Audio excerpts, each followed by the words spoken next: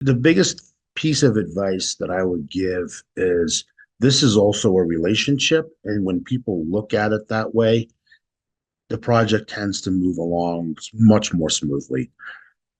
For those customers that's not within their personality type, if it's just a business transaction, I would say that things might not go as smoothly as you like, because in the end, we're going to be in your home every day. And we have to be able to talk about things that impact your life, your lifestyle. Try to let the contractor run the project. I know sometimes it may seem like nothing's going on, but there's a lot behind the scenes that has to be done. That includes permits and inspections and all the various sundry government agencies with whom we have to comply. And we will keep you informed of that, but it's not a constant construction piece.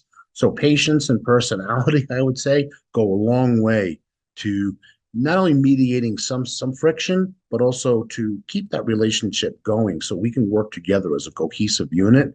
Because in the end, if we're working together, the project is going to be completed not only much more quickly, but more to your liking.